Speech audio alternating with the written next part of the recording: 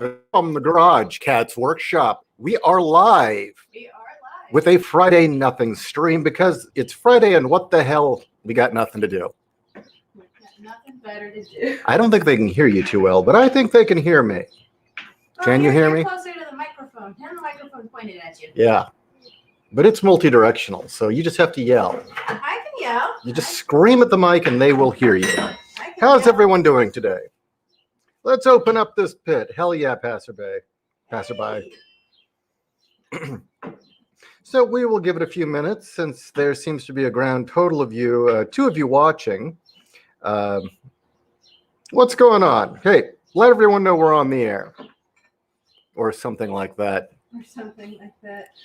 And then Kat will kind of give a rundown of what she's up to. Hey there, JEC. Do you care that a Solomon Kane series is in development? You know, at this point, I don't give a shit about anything like that. It's just, why even? I can't even begin to care until I hear from reputable people that it's going to be good. Yeah, at this point, I just take everything as, well, it'll resemble nothing even close to the source material. It'll be an in-name only and a disaster and not worth my brain's memory space. Like the Van Helsing movie. It was supposed to be Solomon Kane. You know, But at least that was vaguely enjoyable in a dumb sort of way, right? No. No? It was terrible. It's not even with Kate Beckinsale as it wasn't like so bad it was fun? No, it was awful. Actually, it hurt. It was boring? Yes, actually. It was a CG fest. That is a massive failure. Yeah, you got Hugh Jackman and Kate Beckinsale hunting vampires, and it was boring. Okay, so Yeah. so you have It's like, imagine that. Kate Beckinsale in a tight outfit with Hugh Jackman, Yes. and Yes, with Hugh Jackman. they whizzed it. Yes. Oh, is that Hansel and Gretel was good in a bad sort of way? Hansel and Gretel was good in a bad sort of way. Okay, is that the one? And I really appreciated the fact that Gretel got her ass handed to her a couple of times. Oh my God, that's probably why it didn't do well. My question is, though, in the Solomon Kane series, in these woke days, is he really going to be a Puritan No. out there hunting witches and demons? No, he'll be a millennial.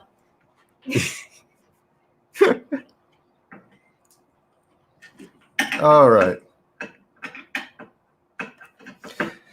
Just a passerby asks, Ishi and Kat, can a cosmic horror story only end in defeat of the hero protagonist?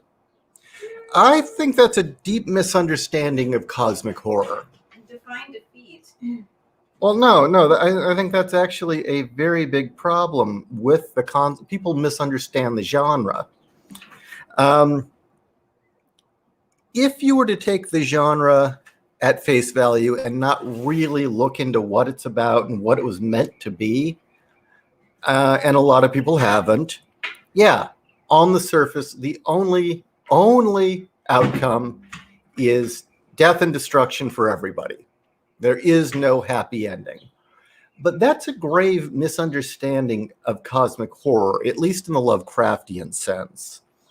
And maybe it could just come down to the times we're in, that partially people just don't understand anymore.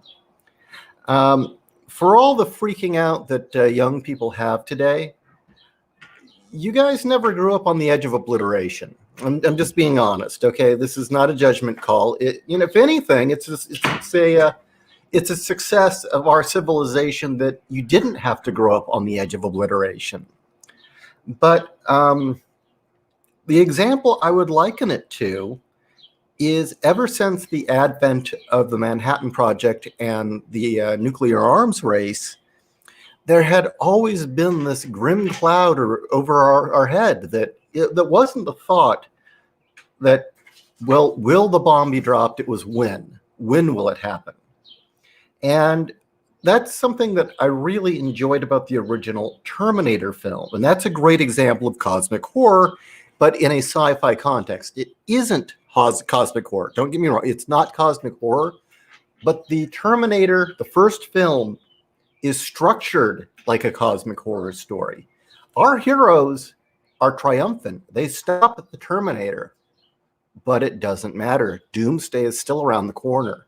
The gigantic war is still around the corner. Humanity being pushed to the to the brink of extinction is around the corner. And even if John Connor wins in the future, which it looks like he did, humanity's fate is not certain by any means. There's still the post-nuclear war to deal with.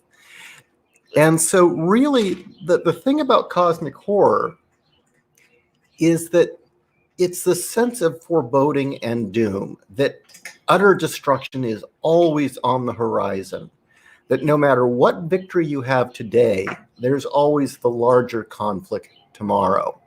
One of the mistakes people make so much is having Cthulhu rise in a story, okay? Or having the great old ones rise. Again, a failed understanding of the concept. The thing with Cthulhu and the great old ones in Lovecraft's stories is he was always alluding to it happening, but it was something you were never supposed to actually get to. It was always that grim, horrible reality that was just beyond our reach, that never went away. Again, that creeping, lurking paranoia and terror and anxiety, that something is fundamentally wrong with the universe, and you just can't put your finger on it. That no matter what you do, there's always this horrible feeling just beyond. And maybe on some level, I understand that because, facing death violently at a early age, I had to come to terms with the notion that there really is no safe place. The whole safe spaces thing is such a joke. There is no safe space. There is no safe place. Death can come at any moment, at any time, anywhere. And humans really aren't wired quite to process that, for one thing. But on a larger level, that is what cosmic horror operates on. That in the larger scheme of things, the universe is going to happen the way it's going to happen, and you're an ant. Or that you're just a small drop in a very, very large ocean. So that's how I would view it. If you ever actually get to the apocalypse, the story's over. Then it's boring. Who cares? The story, it's always, well, did we delay it for another 1,000 years? We got almost close to it happening, but we just managed to keep the monsters from slipping through the gate, that kind of thing. Or worse, somebody gets a glimpse into that horror and then comes back to us. And then they're forever changed because they've seen the truth the rest of us can't handle. It's very Nietzschean in a sense. So hopefully that answers it for you. But yeah, a lot of cosmic horror, the guy just goes nuts. Gretel was hot. Who played Gretel? I don't remember. She was hot, though. I just remember Hansel. Yeah, hot guy himself. Midnight's Edge. Okay, Cesario says Midnight's Edge was talking about Solomon Kane with Razor Fist this morning. He was pretty much shut up and take my money mode for what he described. Well, hey, if it's good, I'm all for it. I just don't have any faith in big media. Who was in shut up and take my money mode? Razor Fist. Razor Fist. Oh, okay. Well, that's actually, it says a lot because usually he's automatically, it's going to suck. Mm-hmm. Okay, so we have Herr Elton Voorhees. Hi, Elton. How is everyone? Oh, I got in on time. By the way, Galatea is the best version of Power Girl. I wish they could have used her more. Yeah, they were going to, and then Warner Brothers got incredibly stupid. Indeed. Power Girl deserves a live-action series, though Warner Brothers needs to beef up their security in case the crowds riot over that I don't trust DC to do anything, or Warner Brothers to do anything right either, unfortunately. As JC, that one dream scene in Terminator 2 is how the atomic bomb, that the atomic bomb was the thing. Had nightmares for weeks after that. Yeah, that really is kind of the best sequence in the whole film, isn't it? Just fucking incredible.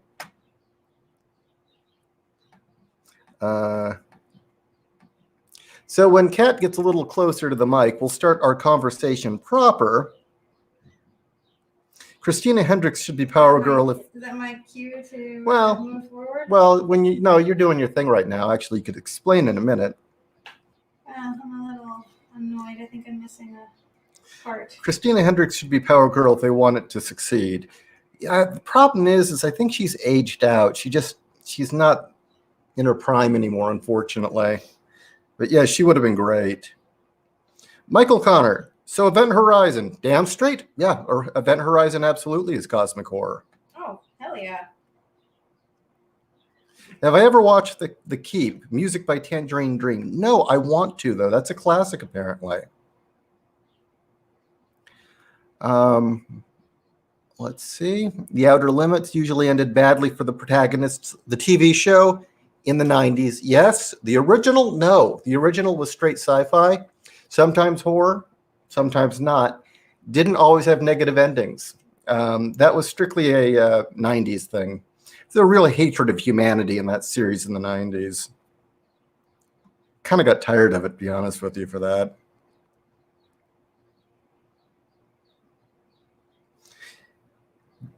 Dark Stranger says, evening, Ishii and Kat. Just wondering, which do you guys feel is better? The objectivist hero like the Shadow or the altruist hero like Superman? It's not better. It's just different. I mean, granted, I think the objectivist hero is far more entertaining.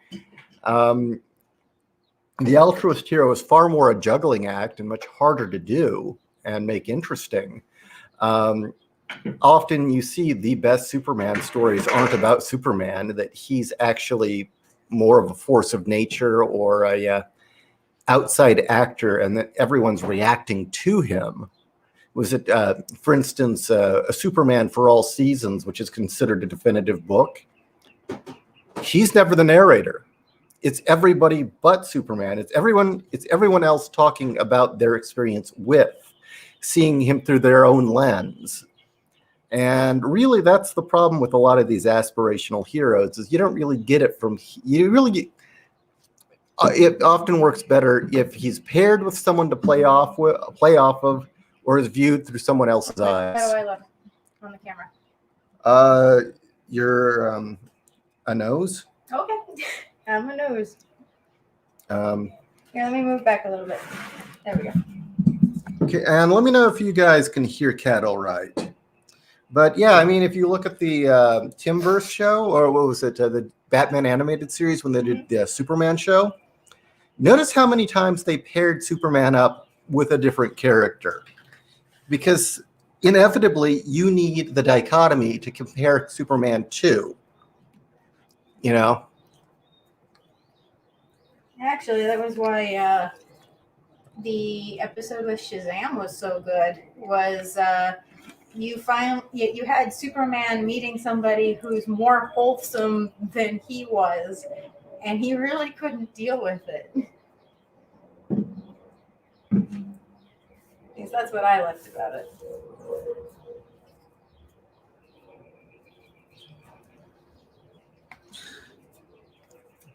Well, okay then, by mean defeat, becoming very nihilistic or just nuts, as you say. Or, like so many generations past, you just learn to deal with it. You take your victories as you can and keep moving forward as long as possible. Most people just have no fucking concept how good we have it right now. That's the thing. No, they don't.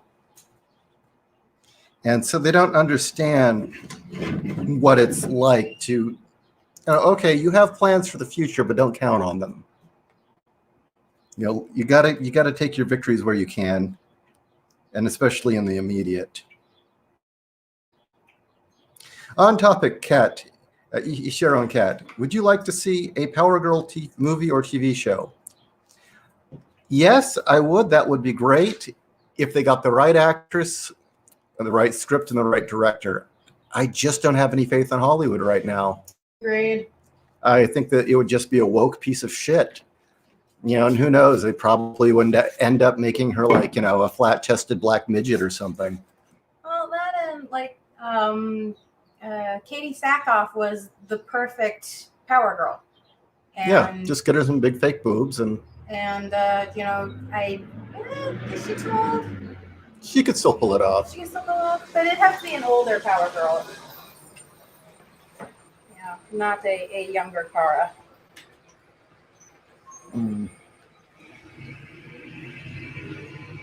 Let's see. I don't know. Is Vegas Power Girl a very good actress? I mean, she's got the look. She's in great shape. She's muscled.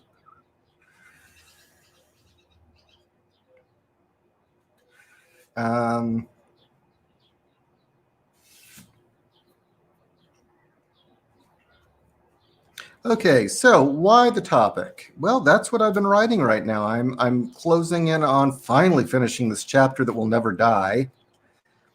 Oh yeah, and they definitely would ditch the boob window. Yeah. Because they're pussies. Cesario, flat-chested black midget. Cheryl, I think you forgot the disabled part. Okay, yeah, and retarded. How about that? And retarded. There you go. Retarded. A retarded flat-chested black midget is what they'll cast for Power Girl. What was the line from Crow? A retarded box turtle? Yes, a retarded box turtle. Yeah, it won't even be a human. It'll be a turtle. Yes. The really just the first time, we're going to break barriers here. Casting a turtle.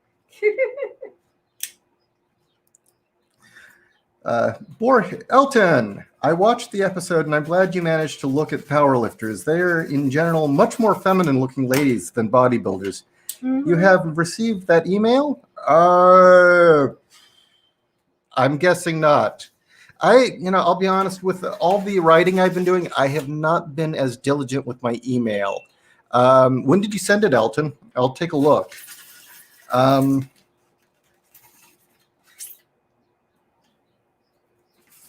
Yes.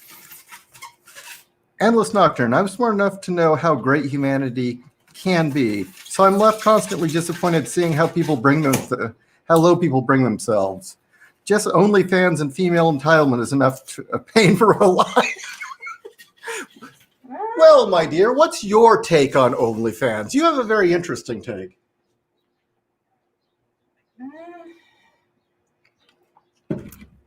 Okay. No, you had one where it was really funny. I forget. What well, OnlyFans are the girls who do it. The girls who do it. Oh, the girls who do it. The ones who actually understand that this is a business, more power to them. That's awesome that they've found this way to make some money, and it's safe, and so go for it. But they understand it's a business. And they understand what they're getting into. The girls who don't, and especially because they have the everyone else is doing it mentality. Well, no. It's more than the everyone else is doing it mentality. It's the weird girl rivalry that happens, especially in high school. And it's not just, oh, they're doing it, so I have to do it too to be popular. I mean, there's that aspect too, but it's also this is how I can show up this girl or that girl, is I can get all these guys to like me. I can get, like 1 million people watching me all at once. I can get X amount of money. It's the one-up men, who's hotter than who, battle, and it's age old. It's hilarious to me because you're doing it on a platform that requires tax returns. So, if your only reason for doing this is to get clicks and say, I have X many people doing this. You can do that for free and get millions, if not billions, of people watching you. You don't have to require, paying taxes to do it. So I find it hysterical when they get the bill from the IRS. I'm like, oh, I actually have to pay money for that? It's like, yeah, dumb shit, you do. So I'm currently writing the, as I said, chapter on various archetypes where the concept of physical strength or physical power and large breasts overlap. And it's a much bigger topic than one would suspect. Fuller, firmer. It's a two-handed topic. Two-handed, very much, or maybe even more. Yeah. In some cases, like Power Girl, more than two hands. But yes, and quite an uplifting one too. But I felt really, I've gotten to the point where Power Girl deserves her own section on this topic because she's kind of the poster child for the character whose bustiness is very much a part of her identity and her strength. But yet she's also probably the most loved and loathed character in comics history. Could be wrong. Maybe there's someone else out there, but she is definitely one of the most loved and hated characters ever to have been created in comics. Yes, maybe even a four-handed topic. I mean, I know that Cat's definitely more than a two-handed topic. But you said a mouthful. A mouthful. Oh, God. I said a mouthful, yeah. Did I? Yes. Hold on. Just gotta kind of reset my brain here. I can never win. It doesn't matter what I say, you're gonna outdo me. I can never fucking win this. No matter. Yeah. I think I've only managed to blue screen you, and it's because you weren't expecting it. Yeah. Once. But so yeah, I get into essentially, for all intents and purposes, Power Girl is supposedly everything, or at least the original few versions of her, were everything feminists say they want. Now, I don't think they really want that. But it doesn't matter. She can do absolutely everything right, be everything right, but she's always going to be a pariah because she's stacked. And for that alone, that deserves, I believe, an article, which is she's getting. And so I guess just for starters, Kat, why do you think that the large rack, I mean, she's bustier than any of the other DC characters, is so key to who she is? I mean, she's also muscled, which, she is essentially the counterpoint to Supergirl. Supergirl's the girl next door. She's wholesome. She's the good girl. Well, Supergirl is the girl next door. Supergirl is, even though she's Clark's cousin, the kid sister. Supergirl is the one who really wants to be just like Big Brother. Just like. Where Power Girl, reading some of the original comics with her, really, she was the embodiment of female equality. Not even the question of, oh, I can do it just as good. No. It's she's capable. She stands on her own 2 feet. There's no need to compare her to a male because she just can on her own. And that was her constant message was, I just can on my own. And every time somebody tried to compare her to Superman or tried to say, well, you can be put in his shoes, she'd say, no, I'm my own person. I am me. I can do it because I am capable.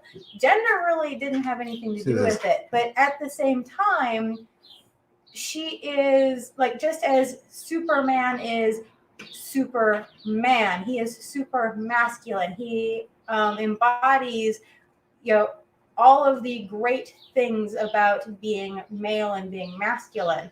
I kind of saw Power Girl as the same thing. As she's sexy, she's hypersexual, in fact, but yet she's not a whore, which is always important to state. And I swear that's why the feminists hate her, is because she is hypersexual and not a whore. Unlike, say, what, Black Canary? Yeah, unlike Black Canary. Kind of dressed like a stripper. Yeah. And she basically is saying, I can be tough, I can be self-assured, and I can look sexy. And it's perfectly fine. You know, just because you look sexy doesn't mean you have to be a sex pot, be a tease, be the girlfriend. You know, it's you are sexy because you are sexy. And that's why I think the bigger tits. She's just that much more woman. What was it, the line in Faster Pussycat? Mhm. As that one, she's more stallion than mare, maybe too much for any man to handle. Yeah, actually, yes. Varla? Yeah. Yeah, Varla and Faster Pussycat is actually a great example, because Varla is sexual and she's hot. And if she thinks you're hot, she's gonna have sex with you. But she's not a whore. She's not a whore. It's just what the original ideal of liberated, I think, was supposed to be, before I got fucked up. Well, actually, being a little more informed about what was going on during the time she was created, there was two warring factions, and you can guess which one lost. Mm-hmm. There were the sex-positive feminists who were really pretty much, I can be my own woman, I can do my own thing, I can be sexy, I can be smart, I can have a career, I can do my own thing, I don't have to answer to anybody. And then there were the sex-negative feminists like Andrea Dworkin and Naomi Wolf, and you just go down the list, right? Valerie Solanas, you can guess who won, right? Mm-hmm. And so, yeah, in a sense, Power Girl is not a feminist character. No, she's not. She does not toe the feminist line. She never did, because she's too independent. Wonder Woman. Yeah, Wonder Woman definitely is feminist. Wonder Woman thinks she's there to civilize mankind, Mm-hmm. to show men a better way. Where Power Girl, I can handle myself. That was it. Would you agree with that? Yeah, she went in there and said, I can do a man's work. And because I am capable. Right. And it's interesting that I keep looking into all these quotes, and it's just shocking how many of these soy boys who've written books about female superheroes, the shit they're saying is so much like the same thing that the proper conservatives were saying in the Victorian era of a woman's role. That it's gone full circle. They're really actually not, they're calling for Victorian style paternalism, if anything. And then that gets to my next point. It's the boobs. It's the boobs, and she's independent, and she's not a whore. Meanwhile, what's the character all the feminists do like? The mentally ill whore who's an abused girlfriend. Oh, Harley? Harley. And who has now been made the laughingstock and the straight woman to Harley's jokes? Power Girl. Well, they all relate to Harley. Now explain why they relate to Harley. Somebody also asked if I blame Harley for the rising clown fetish. Yes and no. I think that also is juggalos, but what?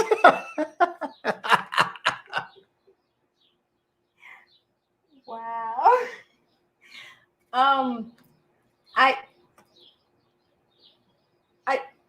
I'll be honest, I shouldn't be surprised, but is that really a thing? A rising clown fetish? I wouldn't doubt it. Is that really a thing? Among juggalos, it is. Well, I mean, juggalos definitely can clown bait and have sex. Well, that's juggalos, yes. You ever seen the juggalo sluts? Yes, I have definitely. They look like seen Harley. juggalos. Yeah, they do. No, it's just the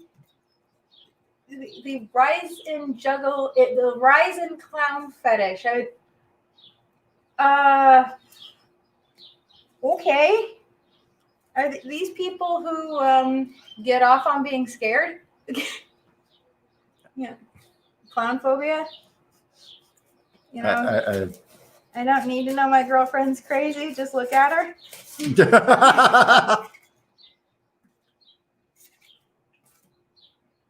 John Ivantaro, I do recall in ancient Greek culture, big breasts were considered a symbol of female strength, right? They were considered that in a lot of different things. I mean, can you give me a direct quote? But definitely the war goddesses all had big tits. Mm-hmm. Hera was stacked, so, well, Aphrodite for different reasons. But so was Freya, so was Inanna.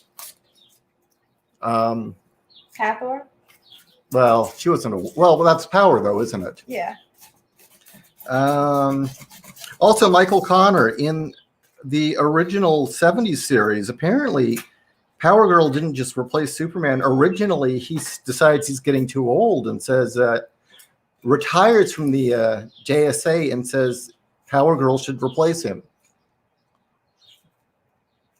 But you were saying about why do they all glom onto Harley but hate Power Girl? Because Power Girl, strong, independent-minded, hard-headed, tough, sexy. Harley, abused girlfriend, out of her fucking mind, whore. Well, no. See, Harley dives into the Handmaid's Tale, the I Spit on Your Grave, the battered wife syndrome. Harley's a victim, and she's a victim in a man's world. It doesn't matter that she keeps going back to Mr. J, and that he's ultimately her greatest pudding. It's the fact that the very fact that she's an abused woman at all suddenly makes her the hero, the victim, and so nothing she does is wrong because you can always blame some man for it. And there are a lot of women who get off on that idea of, well, if you're a victim, then you can do no wrong.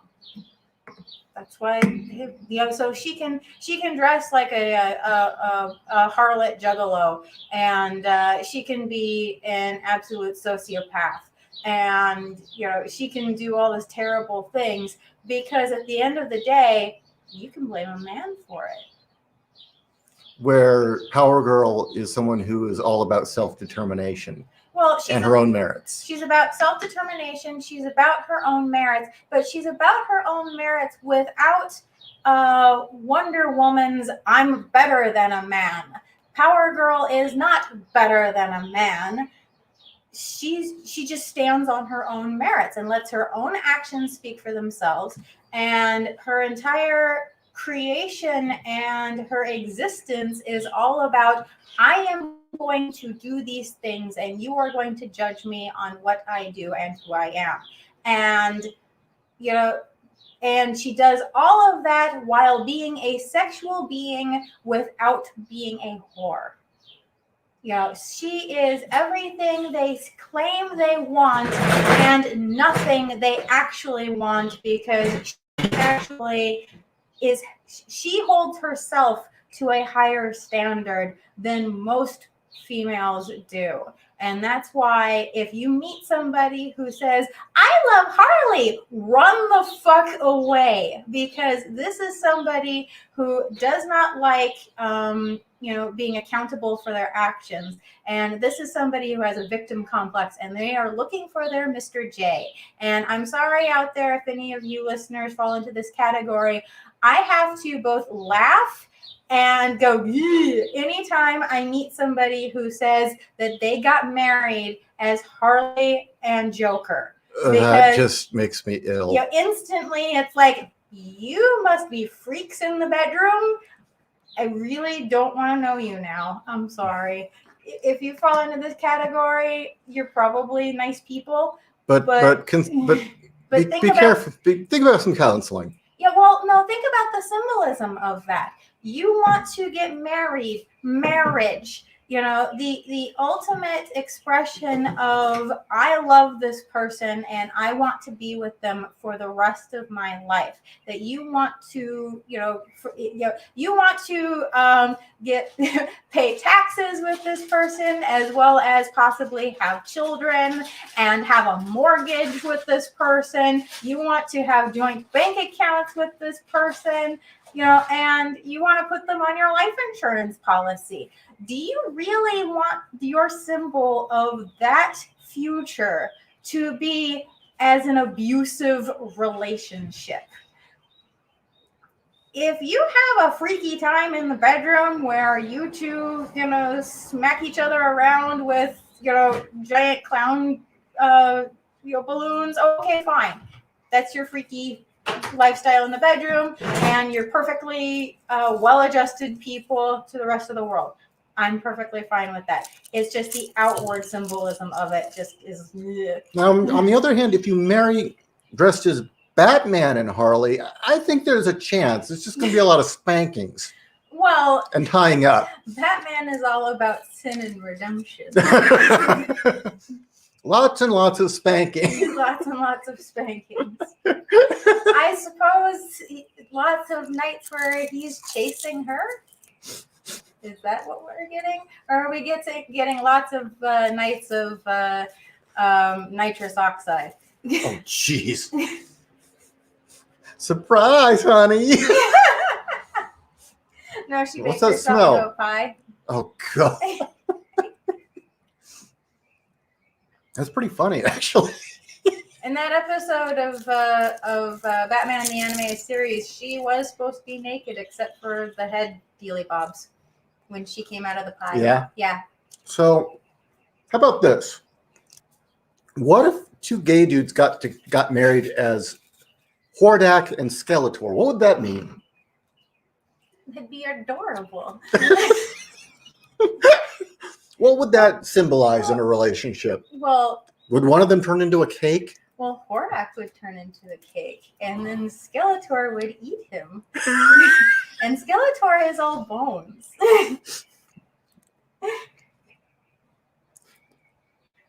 No. Then the question is would you get somebody who's dressed up like Bo joining in? I wouldn't doubt it. I've seen some weird shit in San Francisco. I have seen some really weird shit. Come on, Ishi. The only chance in a marriage with Harley Quinn is Nightwing. I don't know about that. Well, I don't know. He's less of he's not a disciplinarian like Batman.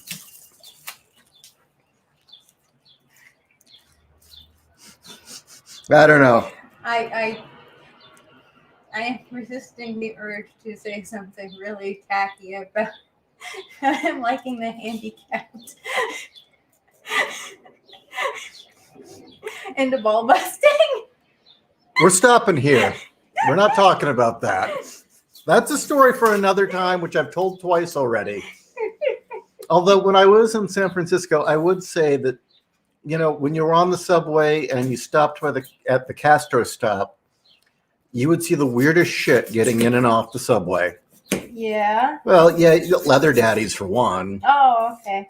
Now that is interesting. Leather daddies going to work wearing their work outfit, not the bondage outfits and all that shit. Yeah, they wouldn't have it in like a duffel bag. No.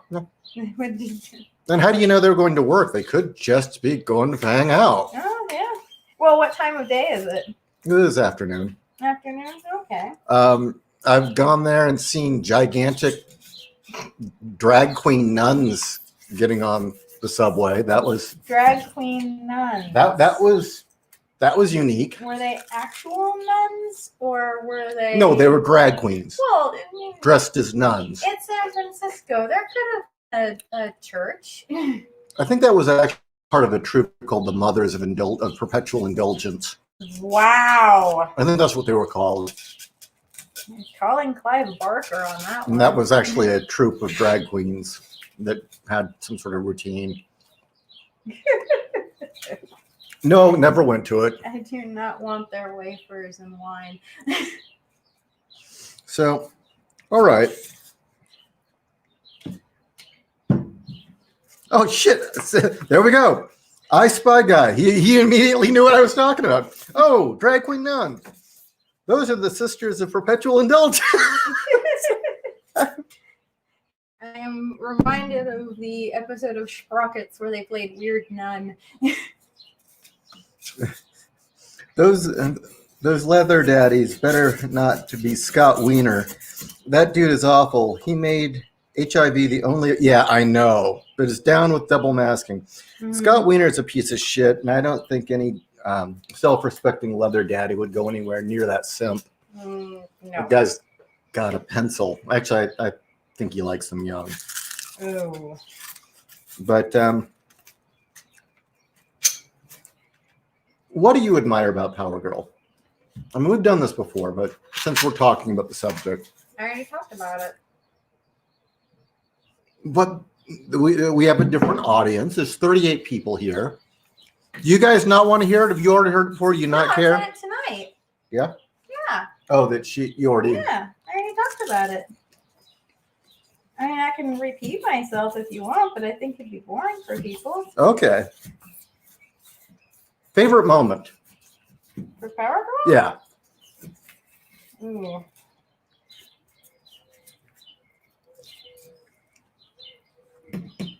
Yeah? I gotta think about that. I gotta say up that the time she kicked Black Adam's ass was pretty funny.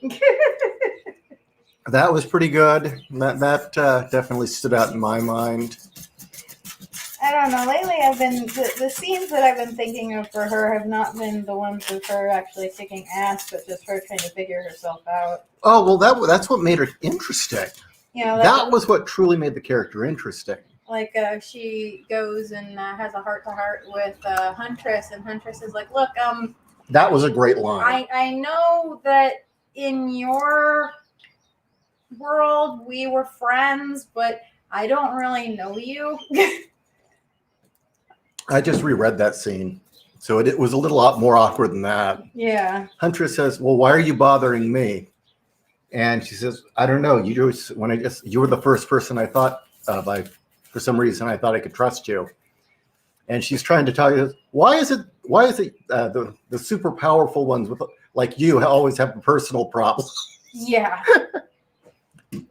But yeah, that's kind of the interesting concept for someone who is both someone who's such a physical force to be reckoned with and such a strong personality to also have to go through the who the hell am I? That's interesting. A weak character going through it, and yeah, because you kind of know where they're going to go. They're going to crumble, or they're going to have to run to someone to fix it for them. Okay, let's see.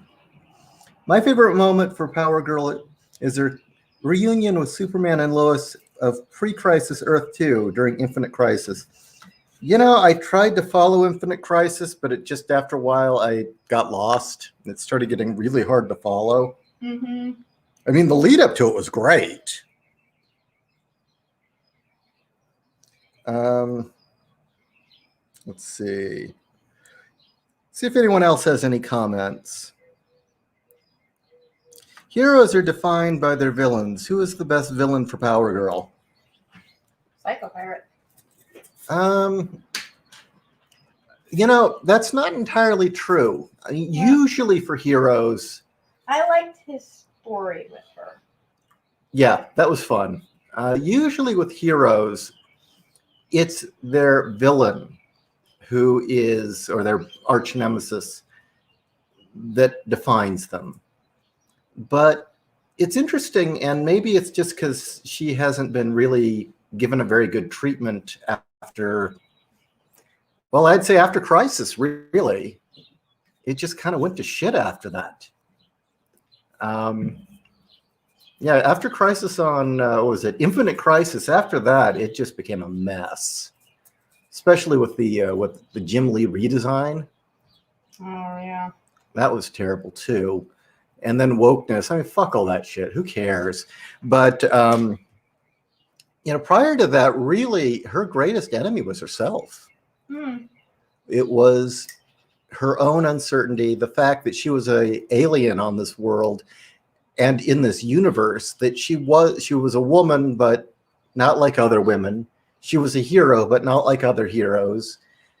She didn't even belong in the fucking universe itself. It was really interesting. And she knew it. And that was, I think, Jeff Johns was a lot of that. And then I think Loeb was the other one that really developed it. And then it just then Palmiotti took over. Thanks, Palmiotti. Go fuck yourself. I don't know. I just really related to her not knowing who she was, trying to figure that out, and also not being able to trust reality. Hence, Psychopirate's such a bad. Yeah, well, because I've kind of gone through that a couple of times, where I share only as much as you're comfortable with, but I think the audience would find this insightful. Well, to get a little personal here, I have, I think, yeah. Hi. I have knocked over microphones. No. Hi. You know what? We need to talk about the wish list. Yeah. That we've put up, but not now. Not right now. I've touched on it a couple of times in the past on other shows, but I have had my own struggles with mental illness in the past. And wait, are you laughing?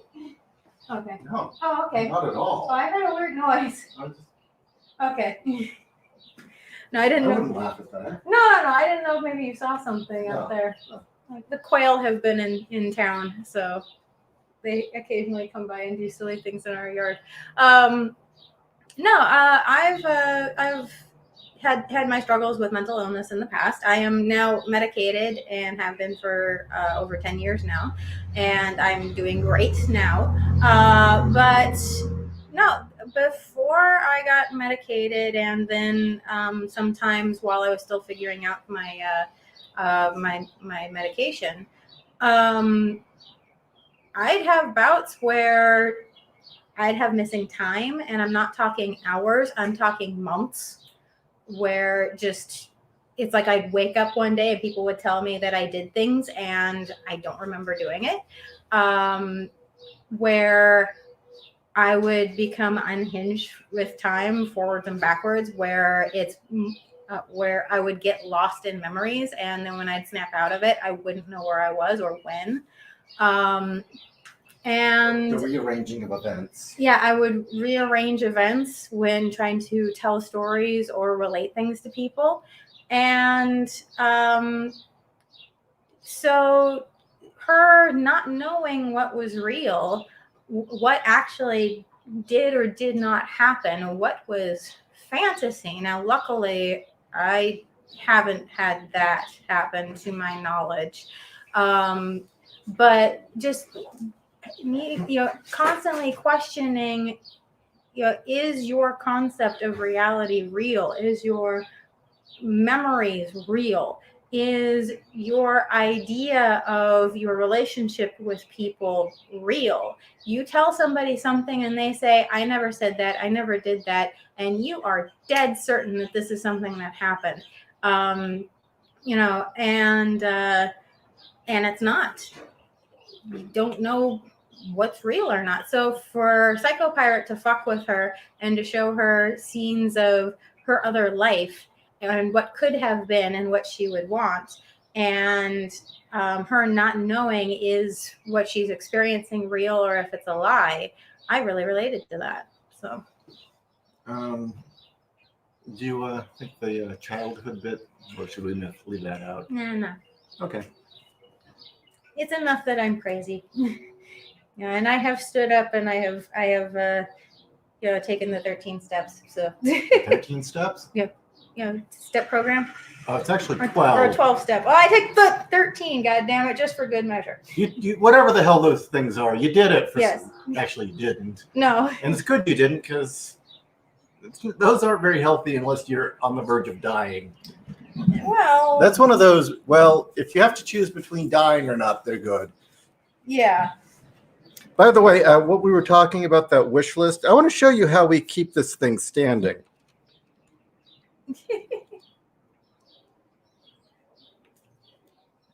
Microphone. Yeah, it's not great. So we need a proper stand. Same with the camera. The camera is on a wooden post. We never thought we'd broadcast out here. No. Somebody had mentioned Power Girl's clone, which is essentially her but with black hair, called Divine. Yeah. But again, that's her shadow. That's her. That's her. Again, her worst enemy is herself. I need a judgment call. What? Should I have these little guys pretty much on the same platform? You know what? Maybe dug Hold on. Let's see if I can't. Okay, we are. So should I have my little stone? Man, you're right. pillars? This does fisheye. Yeah. Should I have my little stone pillars pretty much on the same plane? Or I was thinking. I thought you'd carve them out. Oh, I will be carving them out, but it's what I'm starting with. Or do that.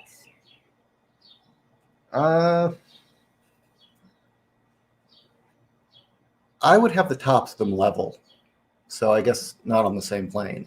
Okay, so like this? Yeah. Okay, so what I was thinking of doing was I would level this off, dig this a little deeper, and They can't see your hands right in front of the camera. Thank you. Dig this a little deeper, and then we had been talking about or you had suggested maybe doing like a fissure. Yeah. So I can do that, and then I can put UV resin to make it look like a little subterranean river. Oh, that'd be cool. And in the background, I can have the water coming down. Or would the resin light up?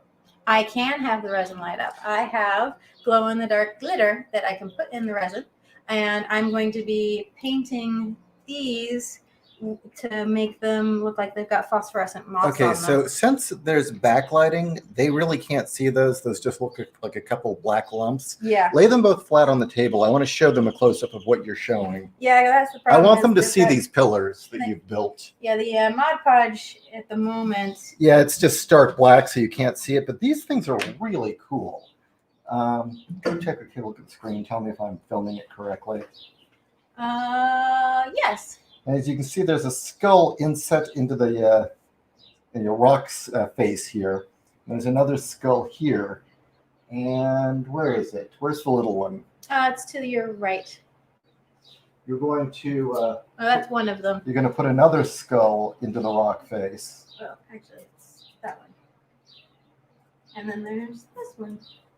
So hopefully this kind of gives... And what colors are you going to use for these? Oh, I am going to use... Well, first I have an assortment of grays that I'm going to be doing a... Jesus, this sucks. Doing a dry brush on them. And then I have...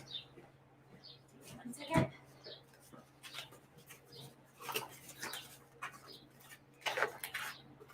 I have UV reactant paint. So I will probably do yellow, maybe some purple, and the blue and the green, most likely.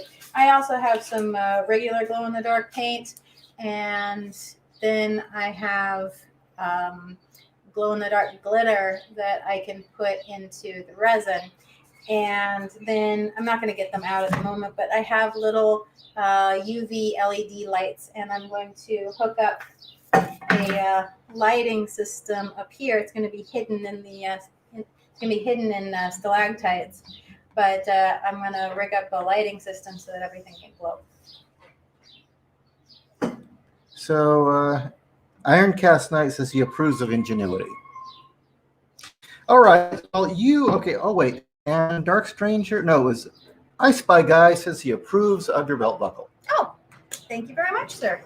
And now, since you're here and you missed the conversation the other night. Yes. Dr. Doom's sexuality. It's Doom. So Dr. Doom sexuality is Doom. So you imagine Doom having his Doom bots service him? No. Doom is neither asexual nor is he not interested in sex. He is interested in sex, but he has other things to preoccupy him. Now, I do not see him making the Doom bots look like himself as a sexual act. No, that is pure what's the word I'm looking for? Narcissism? Yes, thank you. It is pure narcissism. I am Doom, and why would Doom? Well, why would Doom lower himself to have petty normal people serve him when he can make better people? And if he is going to give his creations a face, well, why would he give them a face of anyone else when his own face is, as close to perfection as you can get? And I go on the idea that under the mask, his face looks perfectly fine. It just has a tiny little scar, and that's his thing. Is he's obsessed with perfection. Perfection. If he was to get off on anything, that would be it. So would he make like female versions of himself, or he'd do himself? No, I thoroughly and completely go on the idea that he has. You'll have to forgive me. I don't remember if this was something that happened in an Elseworld, or if this was something that was part of his.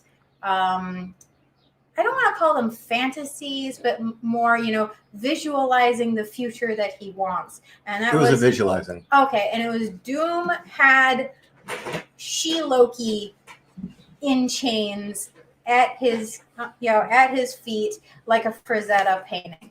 You can't tell me he wasn't fucking Loki as a female.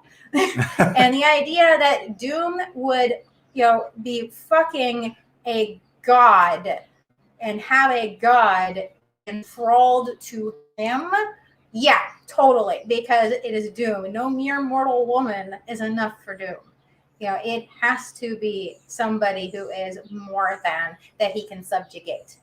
And it's more of a power thing, really. The actual act of sex wouldn't get him off. It's the act of subjugation. Okay, question, everyone. The connection here does not say we're getting a strong signal. Are you hearing us and seeing us okay? In other news, says Doom is a masochist simp with a fixation who is fixated on Sue. No, he is not.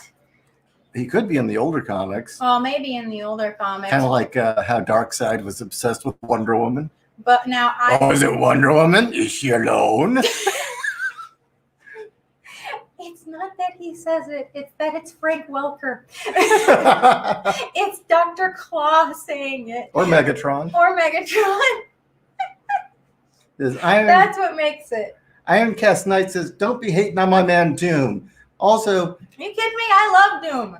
Also, he has an auto flashlight in that cod piece, so he can get off without having to get off his throne. I would not doubt it. We're losing listeners. We must be offending people. With Doom? Yeah. We had 40. We're down to 33 once we started talking about Dr. Doom. No, I think it's the fact that I actually like Doom and I fucking hate Reed Richards. Yeah, I said it. I've said it before. I'll say it again. I hate Reed Richards. He's the fucking villain of that group. Doom is honest. Reed is not. Fuck Reed. Okay, so Yes. John Big Booty reporting from Chicken Set. Hey, Chicken Sid. Booty! Booty! Hey. Damn it, Big Boot, where's my bomber? Wow, I'm getting you laughing for a change. Funny. All right, so now let's get your take on Sue and Namor. My take on Sue and Namor? Yeah. Oh, God. What do you want to know? Well, your opinions on Sue and Namor once got an entire message board enraged. Yeah, that's true. Just repeat that. Well, I find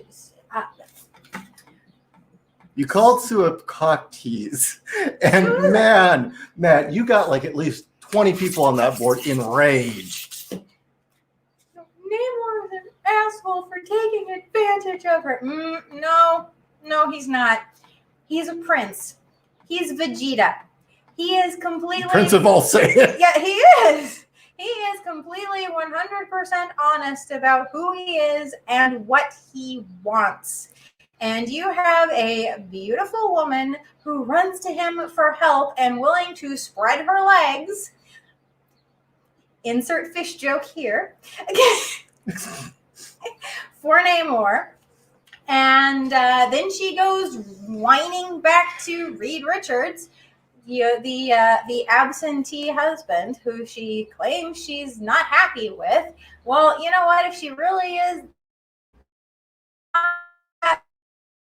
happy, she can always divorce him. But no, she likes the money and the privilege and everything that comes with being popularity. And the popularity and everything that comes with being Reed Richards' wife. And even though alimony would be wonderful, she's deciding no, she's just going to deal with it. And like all those women who love Harley, whine about it and play the victim. And oh my God, it bugs me so much. And I'm sorry out there, listeners of this, if you come under this heading, I'm sorry. But you have no idea how much it bugs the living shit out of me.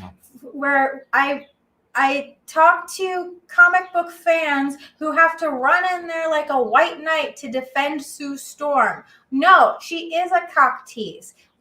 If she just left Reed and was honest about how unhappy she was, because he's never going to change. And that's the other thing. They're not going to change. If you're really that unhappy, leave, or at least be honest and set up some sort of agreement if you're not going to actually file papers. And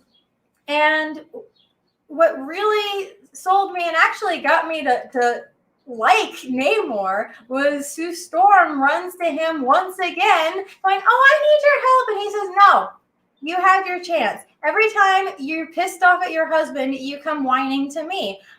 I'm not your cuck. You had your chance. I offered you my throne. You said no, go away.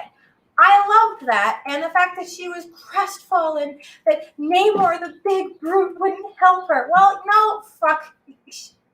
I'm so angry I can't talk. Yes, it does get me that angry. Why does it get you that angry? Because Sue Storm is also touted to be a, quote, strong female protagonist, and she's not. She's a wimp. Being the invisible woman, goddamn, is that correct? And it's her own fucking doing. If she really wanted to be a hero in her own right, she would either, put her foot down and say, damn it, I'm going to go off and I'm going to do things on my own. Or she'd leave Reed, or she'd do a million other things. And if she's not going to do that, just suck it up and be honest that this is your life and you're comfortable with this, and deal with it.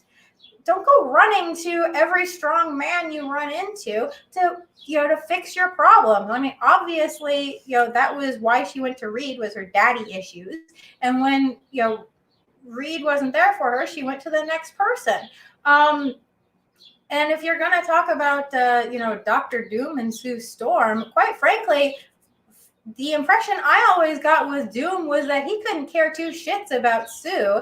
It was all about getting at Reed. I buy that. Because, Reed just checks the boxes of have the marriage, check, have the kids, check, have this, check. He's not human. And if Doom feels that he can take something away from Reed, so it makes Reed almost sad, and he has to uncheck that box, well then score one for Doom. So anyway, okay, we've got Cooper Clark. I think Doom appreciates the aesthetic idea of sex more than the actual act. Elton, they recently tried to give him a normal girlfriend. Was weird. Doom had a normal girlfriend? Chicken Sith. Doom would enslave women, just like dear old mom. Ouch. Probably pretty accurate. Yeah. Mark says that we're coming through fine, so does JC. That's good. Excellent, good. Yeah, it's just the signal says it's weak, but if you guys can see us fine, good. Let's see. I go with Kirby's Doom as the real Doom. Agreed, JC. Yes. I thoroughly agree. Darkseid got an Amazon daughter. At least she was a real fighter. Yeah. Well, I like actually Darkseid as a character. He's really interesting. Yes, he is. Some sort of conversation about Kyle being homophobic. Kat, Victoria asks, Kat, what would you do if you could write for Power Girl?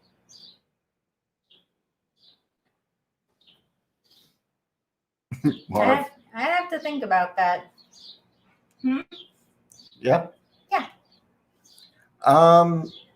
Pretty much, if I got to write Power Girl, I would return her back to where she was before Palmiotti and Connor screwed her up. Yeah. And she would no longer be the laughing stock and basically a foil for Harley's jokes. Mm-hmm. I would make her a hero in her own right. Again, she is the kind of character I enjoy, where the inner struggle is greater than the external. I've just got a thing for characters who are at odds with themselves. You can see that Hank Flynn is one tough son of a bitch, but his own demons are more dangerous than the monsters he's fighting. And that's kind of been a consistent thing for most of what I write. So I guess that works for me. Mm-hmm. And I would give her a proper villain and a proper challenge for once, and stop treating her as a joke. That's what I would do. And, I would probably grab any number of A-list villains out there. One that I think would be a good clashing personality, probably a manipulator. Male or female? You know what? I would say male typically, but considering so many chicks hate her, it would make more sense for some sort of vindictive cunt to go after her. And I'd also have it that I would really get back to her struggle of that she wants to be her own individual, but living in the shadow of the super family. What is it? Supergirl, Superman, Superboy, Super Lad, Super Horse. Super Horse. Comet. Yeah.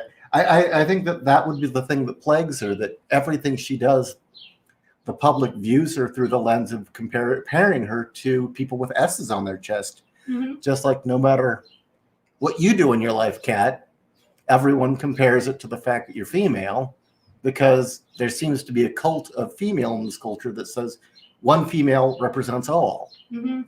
And I would play that metaphor up. But you're right. I think a female villain would probably fit better.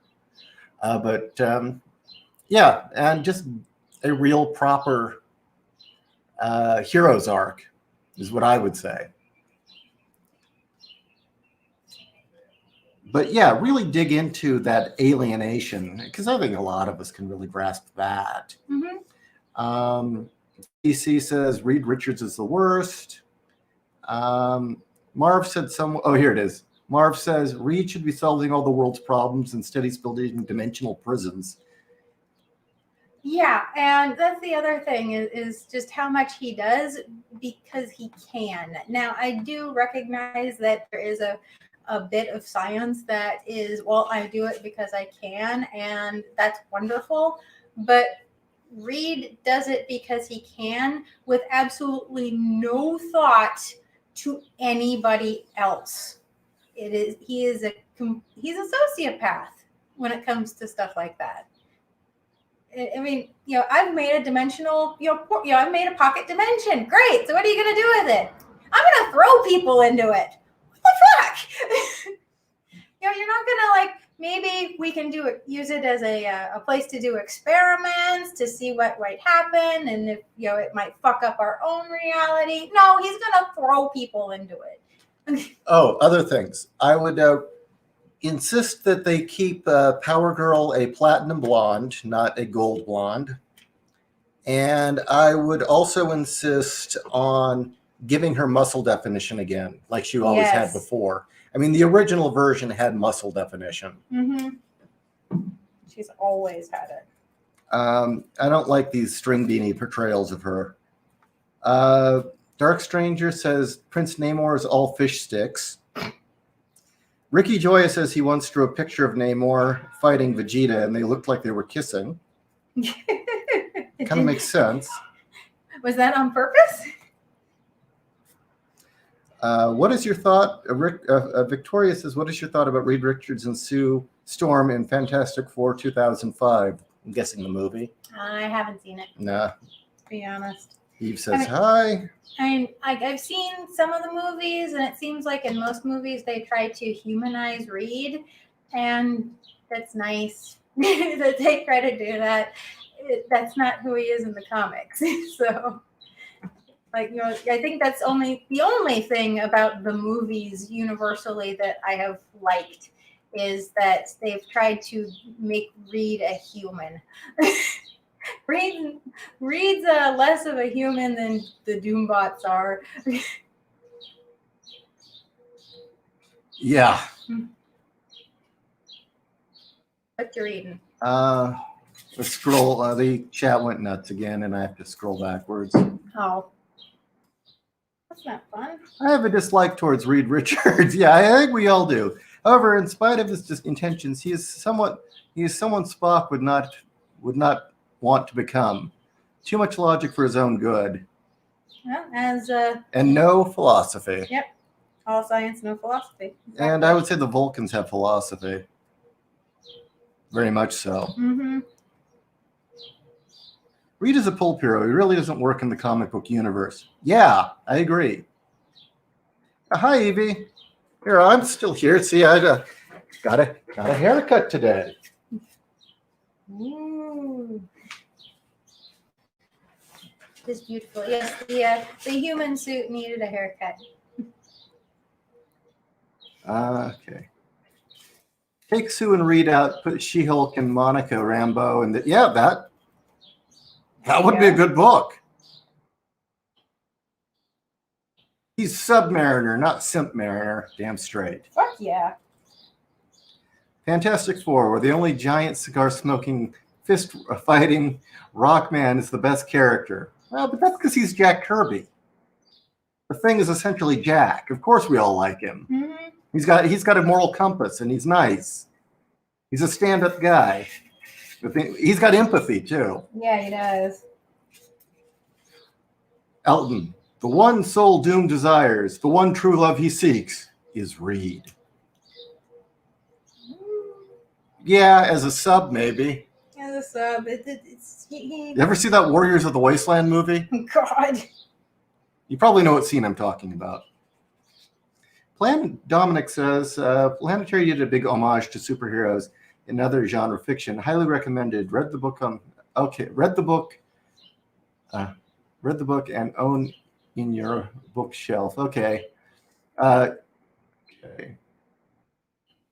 Marv says the solution to the anti-life equation is pretty cringe.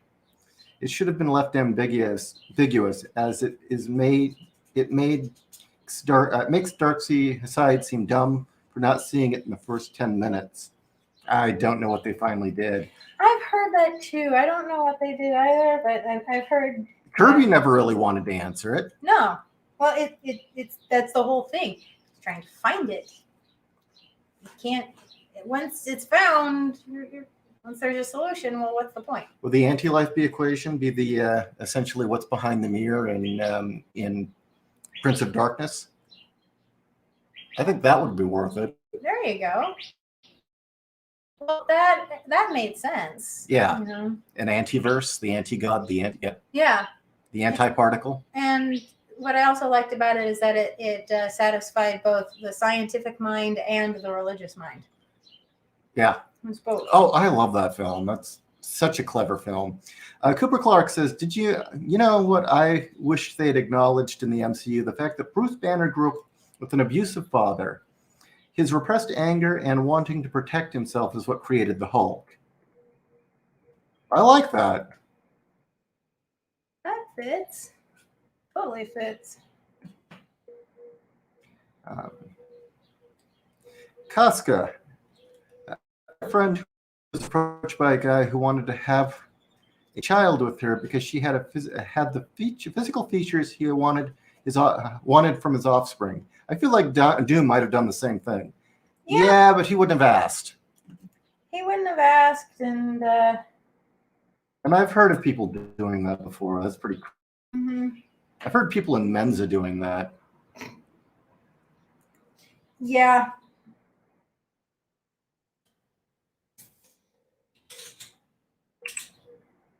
Oh, well, Evie says, I have fabulous hair. That's It's fabulous. Hey, I've been rocking that since the 90s. I stopped doing it for a while, but then I saw, you know what? Devo's in their 60s, and they can pull off their old haircuts. Yeah. Why bother stopping? This is what I enjoyed. I'm going to stick with it. Devo can do it, so can you. Doom would be the type to use artificial insemination.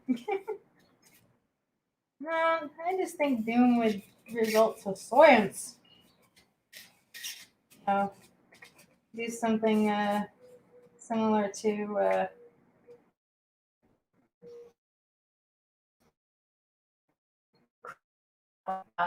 Sinister.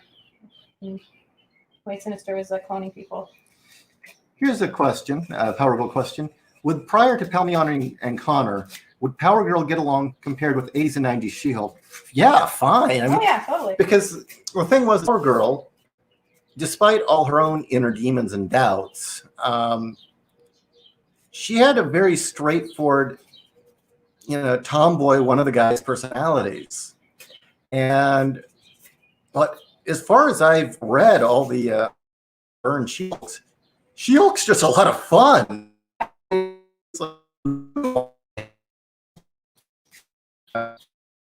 She's like life of the party. The next the one who's got your back. Who doesn't want that around?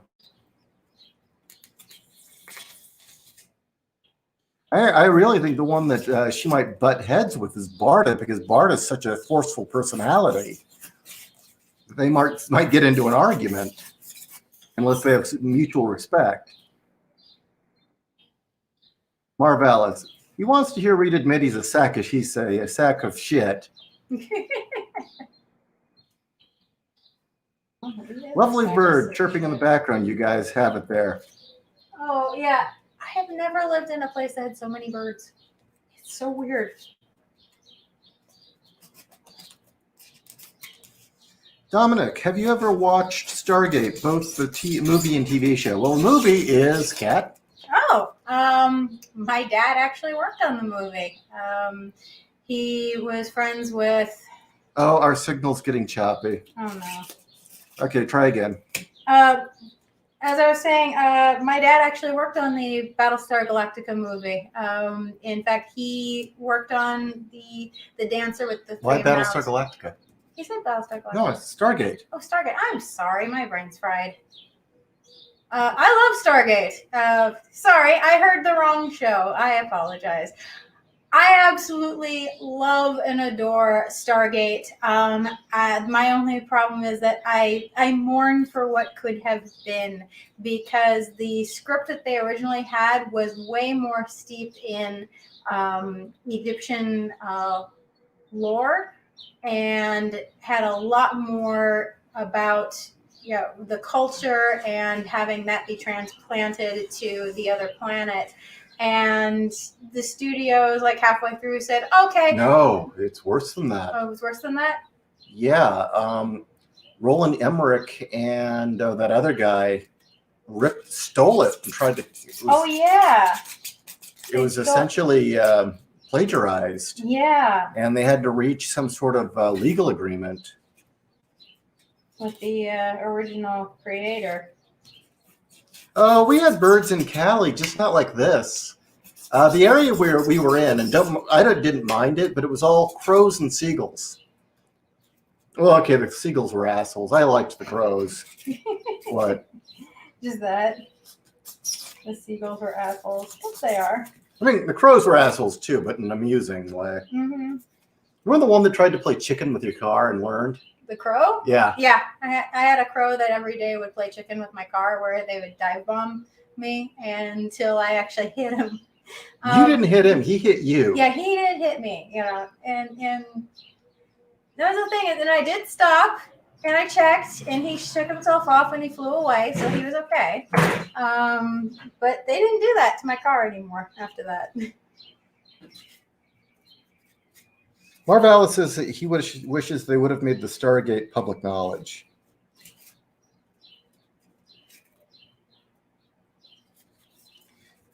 I will just remind everyone, Darkseid is such a charming character that he built a team of female superpowered bodyguards. You need to respect that. Not only were they superpowered bodyguards, the Furies were all representations of various BDSM fetishes. Yes. Lashina, Bernadette, Stampa, Guillotina, Mad Harriet. Mad Harriet. I guess that's not a fetish. That's just crazy girlfriend. Mm-hmm. And I think I'm missing one. Maybe not. I don't think. I forget her name. The one that Gail Simone created counts. She was too tame. I don't even remember who that is. Kind of goes to show. Dominic Powell. Power Girl's a tomboy, while She-Hulk is either a tomboy or with a girly streak or a girly girl with a tomboy streak. Also, I don't know if your father worked on the Stargate movie. Didn't know. No, he did not. I said it wrong. It was Battlestar Galactica, the original show. He did some freelance effects engineering. Yeah. But I did like the Stargate TV show. For all its campiness and cheesiness, I did enjoy it. But by the time Ben Browder got over to it, I really wasn't watching. I loved Ben Browder. Ben Browder was amazing, but he can't replace MacGyver. Casey says squirrels play chicken with his bike all the time. Oh my God. That probably doesn't go well for the squirrels. So do you want to wrap this up, or do you want to just ramble on? Either way, it's coming up 5 o'clock. Step on me, Stampa. That's what Evie writes. Well, I told you my ball-busting story, right? Where I met the girl who did that professionally. Not to me, no. No. Hell no, never letting that happen. Apparently that's a thing. Oh, I'm sorry, Ginger. You know what? I don't know if you heard me say earlier, I haven't been touching my email much lately because I've just been getting up and going straight to my other computer to write. I think I've mentioned this before. I have a computer for graphics and internet and everything else, a video, and then I have a second laptop that's strictly for writing, doesn't go on the internet. And I've actually not been touching it much lately. I'll get to it ASAP. I'm sorry about that, man.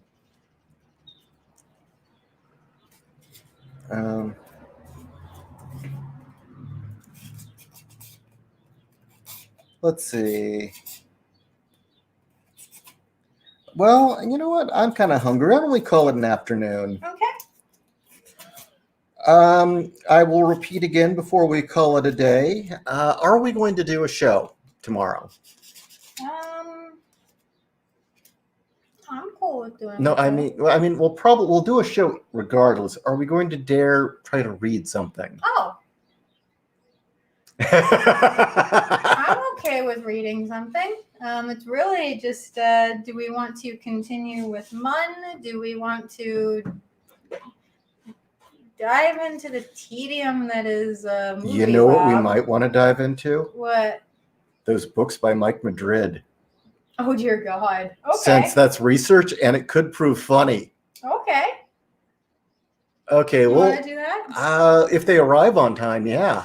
They're not going to arrive on time. Okay, so not tomorrow, maybe the following week? Maybe the following week. Yeah, let me give them a look and see. Those might provide some fun, laughable material since the guy's such a cuck. Yeah, that's right. If any of you know who Mike Madrid is, Mike, you're a cuck and you're afraid of women. And you're afraid of women.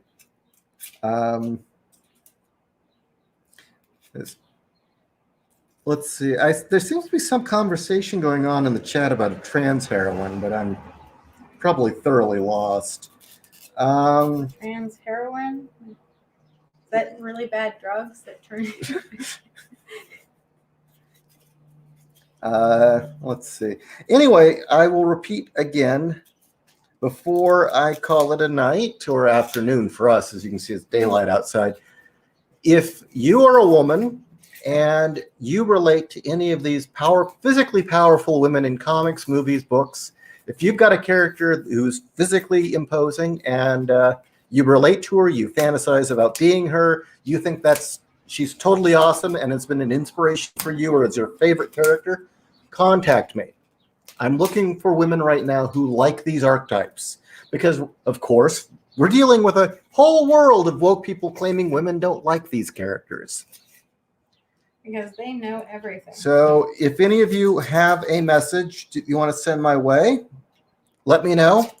And I'm sure you all have my email. If you don't, post it now. What are you doing, Kat? Why don't you tell the chat before we go what you're doing?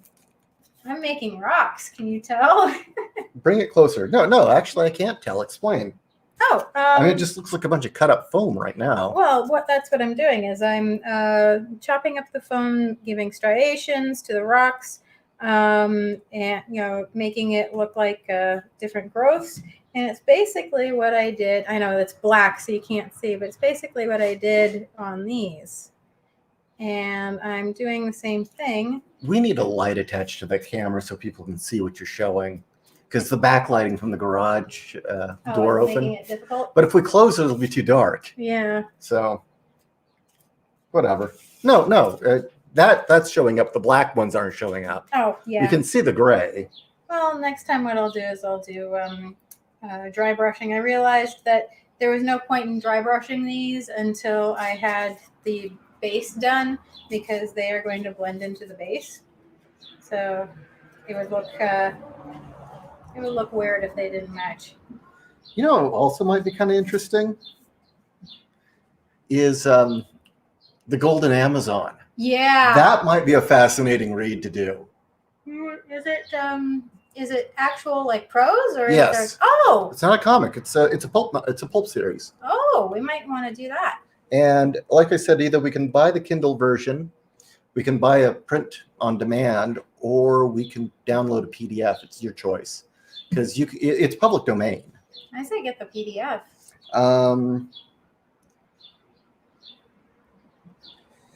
So Casca says she likes Big Barda, but not enough to fantasize about being her or idolizing her. Well, I guess that's where you and Kat differ. That's okay. But that's okay. What was the motto? You feel like Power Girl, but you aspire to be Barda? Yeah. You know, a honed warrior. who's disciplined, Mm-hmm. who can control her anger. Well, controls her anger, and she knows exactly who she is and what she wants out of life. Yeah. She overcame her darkness. Yeah. If you're trying to make rocks out of foam cat, look up tutorials for model railroad landscapes, Mhm. Cesario says. Oh, I've been watching lots of tutorials. Dominic asks, would you two ever do a discussion on reconstruction in fiction? Well, that can mean a lot of different things. Can you clarify what you mean by reconstruction? Oh, yeah, we got to get that Amazon wish list up. How do we do that? Oh, there's just a link. Okay, let's post it tomorrow on the show. Sure.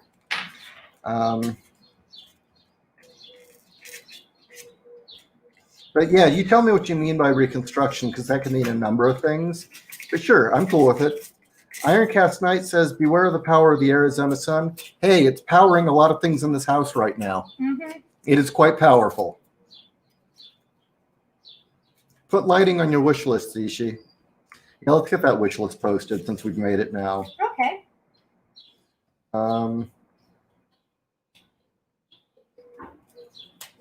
Cooper Clark says, "In my future, if my future relationship isn't like Mr. Miracle and Big Barda, I don't want it." Casca says she relates to Barda, though. Well, that's cool. Good. Strong and focused. That is always a good thing. All right. I'm going to get some footage. So good night to all. Thank you for joining us. And we'll stay in touch. Thank you, everyone. Oh, is that what you mean, Marv? Absolutely. Yeah, I'll talk about that in the future.